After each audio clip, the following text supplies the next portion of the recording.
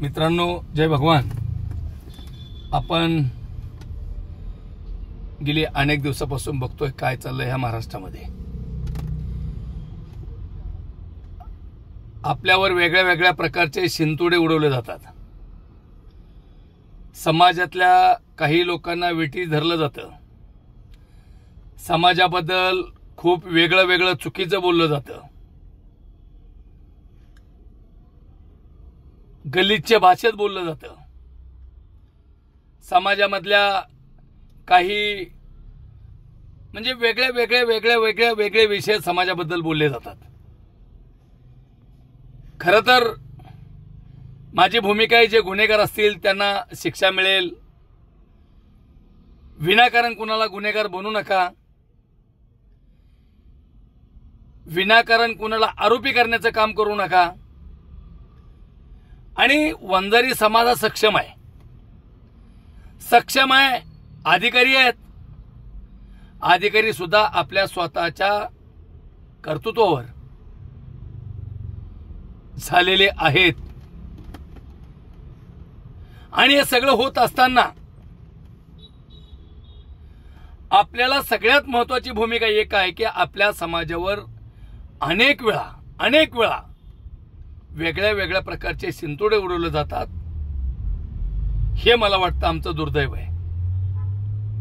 मित्रांनो, आपल्याला सगळ्यांना विचार केला पाहिजे या गोष्टीचा.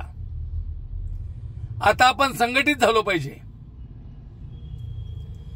कुठेतरी एकत्रित आलो पाहिजे. त्यामुळे मी एक विनंती करणार आहे, आपण आपलं काय म्हणणं असेल ते कमेंटमध्ये बोलावं. तुमचा फोन नंबर सुद्धा मला SMS करावा. त्याच्यामध्ये मला असं वाटतं, माझं स्पष्ट मत आहे, महाराष्ट्रामध्ये आपण समाजाची एक प्रमुख कार्यकर्त्याची बैठक घ्यावी. याच्याबद्दल तुमचं मत काय असेल तर सांगावं. बैठक घ्यावं की नाही याच्यावरही सांगावं. परंतु आता संघटित होणं काळाची गरज आहे. या महाराष्ट्रामध्ये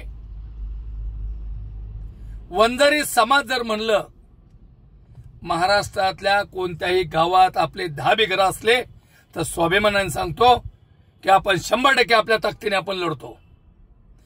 परंतु याचं दुःख व्हायला लागले. काही लोक टार्गेट करायला लागले. काही लोकांवर विनाकारण अन्याय केला जातोय. काही अधिकाऱ्यांवर अन्याय केला जातोय. काही मला बऱ्याच लोकांचे फोन चालू आहेत, भाऊ आम्हाला असं झालंय, भाऊ गावात आम्हाला नीट काम करता येईना, हे झालं ते झालं. बिलकुल घाबरायचं कारण नाही. चूक होऊ देऊ नका. आणि जर कोणी चूक केली तर त्याला माफ सुद्धा करायचं नाही. इथून पुढे जे होईल ते बघून घेऊ. आपण कुणाला वाईट बोलायचं नाही. आपल्या कुणाच्याच कोणत्या समाजाबद्दल वाईट बोलायचं नाही. मी तुम्हाला कळकळीची विनंती करतोय की आपण जर खऱ्या अर्थाने आपण संघटित असलो, एका जागेवर जर असलो, त्या महाराष्ट्रामध्ये महाराष्ट्रामध्ये कुणाची ताकद सुद्धा नाही डोळा वर करून बोलायची. अनेक जण वेगळ्या वल्गना करून राहिलेत. अनेक जण वेगळ्या भाषेत बोलायला लागलेत. त्या भाषा आम्ही सुद्धा वापरू शकतो. आणि वेळ आली तर नक्कीच वापरणार आहेत. वेळ आली तर जशा तसं उत्तर देऊ या महाराष्ट्रामध्ये. परंतु समाज बांधवांना माझी विनंती आहे की महाराष्ट्रामध्ये कुठेतरी आपण सगळ्यांनी एकत्र एका जागेवर बसून या विषयावर चर्चा केली पाहिजे. खूप लोकांचे फोन चालू आहेत. खूप लोक फोन करतायत, भाऊ असं झालं, साहेब ते तसं झालं. काय बोलणार? कुणाला काय बोलावं? कुणाला काय उत्तर द्यावं?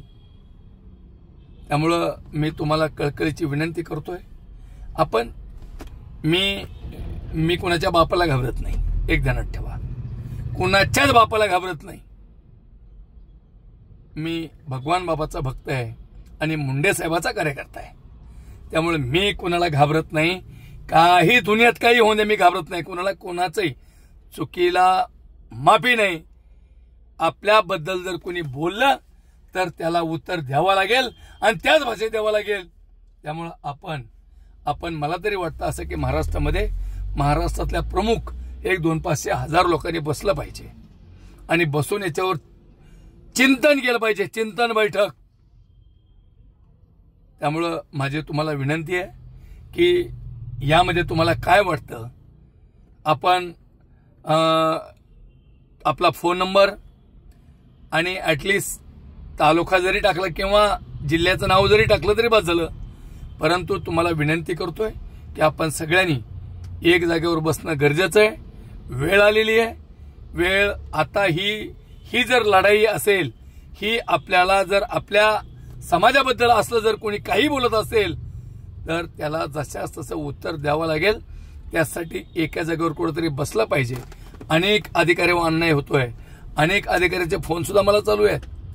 करेल लिहून ठेवलं सगळं मी, पण वेळ आल्यावर हिशोब एकदाच करीन. ज्या दिवशी वेळ येईल त्या दिवशी हिशोब एकदा करीन, एकदाच. त्यामुळे तुम्हाला सगळ्यांना विनंती आहे माझी की आपण याच्यावर चर्चा करावी, याच्यावर विचार करावा, मंथन करावं आणि आपण एकदा राज्याची एक प्रमुख कार्यकर्त्याची बैठक घ्यावी लागेल. मी एवढीच विनंती करतो. थांबतो. जय भगवान.